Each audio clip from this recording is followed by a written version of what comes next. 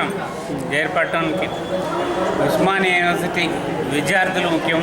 దానికి తోడు ఉపాధ్యాయులు కూడా ఎంతో ఉద్యమంలో పాల్గొని తెలంగాణ రాష్ట్రానికి ఏర్పడటానికి సహాయపడ్డారు.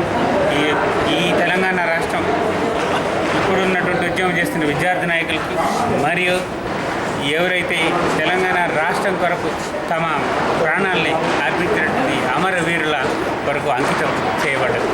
ఇక మా విద్యార్థులు ఈ తెలంగాణ రాష్ట్రాన్ని పునర్నిర్మాణంలో ముఖ్యమైన పాత్ర పోషించి తెలంగాణ రాష్ట్రాన్ని దేశంలో అన్ని రాష్ట్రాల కంటే ఉన్నతమైన రాష్ట్రంగా తీర్చిదిద్దడానికి మా వంతు మా విద్యార్థులు మా ఉపాధ్యాయులు అందరూ కృషి చేస్తారని నేను గట్టిగా నమ్ముతున్నాను, ఆశిస్తున్నాను.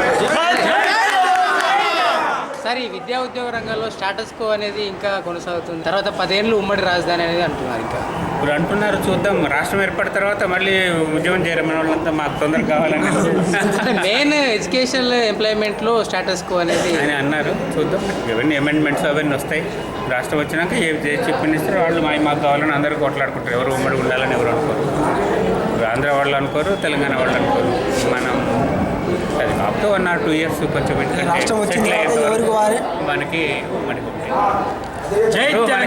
ఇవన్నీ సెకండరీ. మేజర్ రాష్ట్రం కావాలంటున్నారు, రాష్ట్రం